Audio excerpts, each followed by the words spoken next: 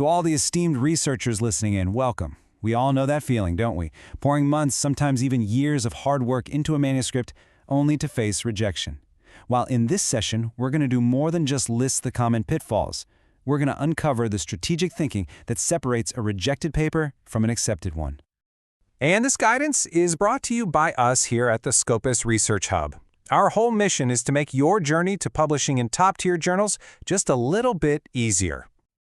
It's a question that honestly keeps a lot of us up at night. You know your data is solid. You know your findings are important. So what's going wrong? Well, more often than you think, the problem isn't the research itself. It's all about how that research is packaged and presented. Let's start breaking down why. So, here's our game plan. First, we'll tackle the common mistakes that get you rejected right out of the gate. Then, we'll dive deeper into the subtle but critical errors and how you frame your research and build your argument. And we'll wrap it all up with a clear, straightforward path to acceptance. Okay, first up, the foundational stuff. These are the kinds of mistakes that can get your paper a desk reject before it even sees a peer reviewer. Honestly, getting these right is the absolute bare minimum. It's non-negotiable. Let's just run through these 5 quickly. Right off the bat, poor language and grammar can completely sink your credibility. Ignoring the journal's specific guidelines, that just signals carelessness. A lack of originality or a high similarity score is, of course, a major red flag. Using old, outdated references makes it look like you haven't done your homework. And finally, if your tables and figures are a mess, your brilliant data becomes completely meaningless. All right, getting the basics right is essential, but it's really just the price of admission.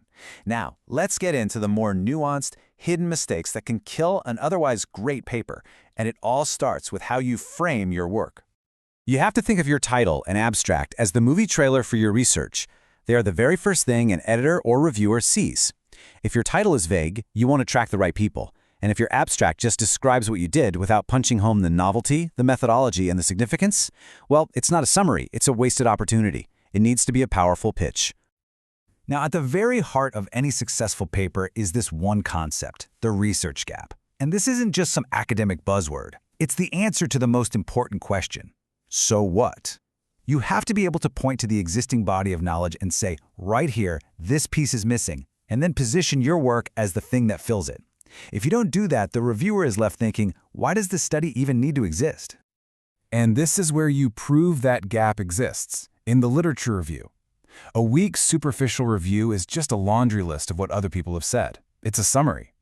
A strong, analytical review is a synthesis.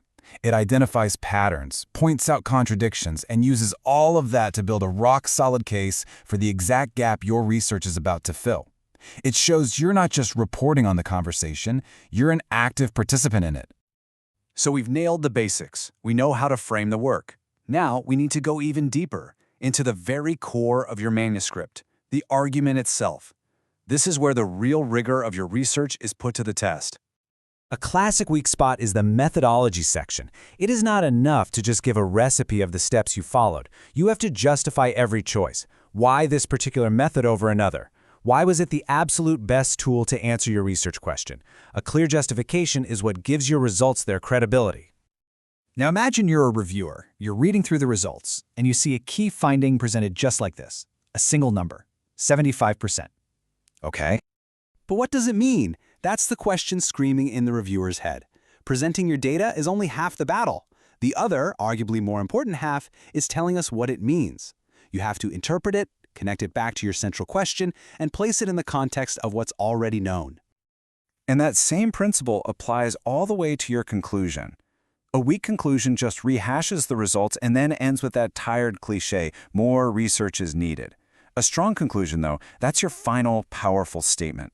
It crystallizes your unique contribution, it clearly spells out the implications of your findings, and it offers concrete recommendations. It leaves the reviewer thinking, wow, this paper really matters. The final hidden mistake is a lack of coherence. Your paper needs what some call a golden thread. The research question you pose in the introduction has to be systematically addressed by your methods, analyzed in your discussion, and ultimately answered in your conclusion. If any part of that chain is broken, the entire argument can just fall apart. Okay, we've covered a lot of ground. So let's take a moment and boil all of this down into a really clear, strategic checklist you can use right before you click that Submit button. So let's review these 4 absolutely critical solutions. Number 1, explicitly state your research gap right in the introduction. Number 2, don't just present results, discuss them by connecting them back to prior literature. Number 3, make sure that logical golden thread runs through every single section. And number 4, treat the journal guidelines not as suggestions, but as unbreakable rules. So this is the question you need to ask yourself. By taking the time to consciously address both the common and these hidden mistakes, you can transform your manuscript. It stops being just another submission in a long queue and becomes a compelling, coherent, and valuable contribution that editors will actually be excited to publish. Stay tuned. In the coming days, we'll be releasing more short videos packed with insider secrets and hidden tips on how to prepare your research step by step for publication in Scopus Index journals.